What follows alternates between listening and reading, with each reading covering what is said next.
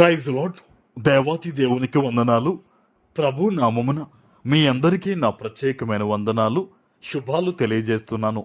ఈ దినము కొరకు ఏర్పాటు చేయబడిన దేవుని వాగ్దానము అపోస్తుల కార్యములు 3వ అధ్యాయము 7వ వచనము.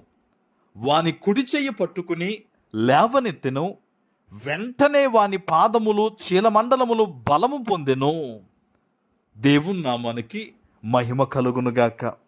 ఈ ఉదయకాల సమయంలో సర్వ సృష్టికర్త అయిన నీ తండ్రి నిన్ను ఆశీర్వదించి గొప్ప వాగ్దానాన్ని నీకు అందిస్తూ ఉన్నారు. హల్లెలూయా. ఆనాడు పుట్టుకతో నడవలేని ఒక కుంటివాడండి. అతని జీవితము నలుగురి మీద ఆధారపడి బ్రతుకుతున్న జీవితం అండి. అలాంటి భిక్షాటన చేసుకునే ఒక కుంటివాడు పేతురు గారి ద్వారా వెంటనే స్వస్థత పొందుకుని లేచి దేవాలయంలోకి వెళ్ళాడు. అలాంటి పరిస్థితుల మధ్య ఆ వ్యక్తి జీవితం బాగుపరచబడింది. ఈరోజు ఇదే గొప్ప మాటను దేవుడు నీకు వాగ్దానంగా ఇస్తూ ఉన్నారు. బహుశా ఈ మాట వింటున్న నీ జీవితం కూడా కొంతమంది మీద ఆధారపడిన బ్రతుకేమో, కొంతమంది సహాయం చేస్తేనే కానీ లేవనెత్తబడలేని స్థితిగతుల్లో, అది శరీరానుసారంగా కానీ ఆర్థికంగా కానీ మరో విధంగా కానీ ఉందేమో. అయితే ప్రభు చెప్తున్నాడు, నీవు దేవుని చేత దీవించబడబోతూ ఉన్నావు. ఆమెన్. ఎప్పుడు ఈ కార్యం జరిగిందో తెలుసా? పేతురు అంటాడు కదా, అతన్ని చూసి ఇలా మాట్లాడాడు, యేసు నామంలో నువ్వు లే అని.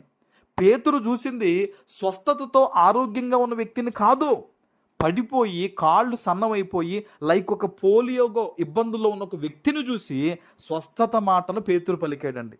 ఈరోజు ఈ వాగ్దానాన్ని వింటున్న నీ జీవితంలో కూడా ఎంత కీడైనా నువ్వు అనుభవిస్తూ ఉండొచ్చు, ఎంత దుఃఖంలోనైనా నువ్వు ఉండొచ్చు, ఎలాంటి బాధాకరమైన పరిస్థితుల్లో అయినా నువ్వు ఉండొచ్చు. యేసు నామంలో స్వస్థత కలిగిన మాటలే నువ్వు పలకాలి. నీ జీవితాన్ని ఉద్దేశించి అలాంటి మాటలు విశ్వసించి పలికి నువ్వు ప్రార్థన చేస్తే ప్రభు చెప్తున్న మాట ఏంటో తెలుసా? వెంటనే నీకు స్వస్థత కలుగుతుంది. ఆమెన్. ఇది మనుషుల వల్ల జరిగే కార్యము కాదు, దేవుని వల్ల నీ జీవితంలో జరగబోయే కార్యం ఇది. ఆమెన్. నువ్వు ఎలాంటి పరిస్థితుల మధ్య ఉండి ఈ వాగ్దానం వింటున్నావో నాకు తెలియదు, కానీ నీకు స్వస్థపడాలని ఉందా? నువ్వు దీవించబడాలని కోరుకుంటున్నావా?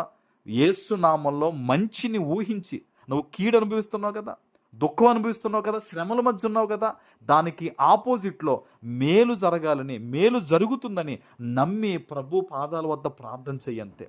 ఖచ్చితంగా చెప్తున్నాను, నీ విశ్వాసమును బట్టి, నీ ప్రార్థన బట్టి ప్రభువే నిన్ను స్వస్థపరుస్తాడు. అన్నాడండి అతని జీవితం ఎంత బాధాకరం అండి. అయితే ఒకటి గుర్తుపెట్టుకోండి, దేవుడు ఎందుకు ఆ వ్యక్తిని స్వస్థపరిచాడంటే, ఆ వ్యక్తి స్వస్థత పొందుకున్న తర్వాత లోకంలోకి వెళ్ళలేదు, ఇంటికి పరిగెత్తలేదు, స్నేహితుల దగ్గరికి పరిగెత్తలేదు, దేవాలయములోకి వెళ్ళినట్టుగా తదుపరి వచనాల్లో ఉంది. ఈరోజు నువ్వు కూడా దేవుని చేత మొదటిగా దీవించబడాలంటే ఒక తీర్మానం చేసుకో. ప్రభువా నన్ను స్వస్థపరచు, నేను సాక్షిగా ఉంటాను. ప్రభువా నా కుటుంబాన్ని గట్టు, నీ కొరకు నేను ఉపయోగపడతాను. ప్రభువా నన్ను బలపరుచు నాయన, నేను నీ కొరకు నాయన అన్ని రకాలుగా ప్రభువా నేను నాయన ముందుకు వస్తాను ప్రభువా అని ఒక తీర్మానం తీసుకో. నిన్ను బట్టి దేవుడు గొప్ప కార్యం చేస్తాడు. ఆనాడు ఆ వ్యక్తిని బట్టి 5,000 మంది రక్షణ పొందారంట. ఈరోజు నీకు అలాంటి మనస్సు ఉంటే కనుక, నువ్వు దేవుని కొరకు వాడబడతాను, సాక్షిగా ఉంటానన్న ఒక తీర్మానం తీసుకుంటే, విశ్వాసంతో ప్రార్థన చేస్తే, సేవకునిగా చెప్తున్నాను, యేసు నామములో నువ్వు దీవించబడబోతూ ఉన్నావు. ఆమేన్. ప్రార్థన చేసుకుందాం. పరిశుద్ధుడా, ప్రేమ కలిగిన తండ్రి, మీకు వందనాలు. ఈ ఉదయకాల సమయంలో మీరిచ్చిన ఈ గొప్ప వాగ్దానము ప్రతి బిడ్డ జీవితంలో నెరవేర్చి స్థిరపరచమని యేసు నామమున ప్రార్థిస్తున్నాను తండ్రి. ఆమేన్.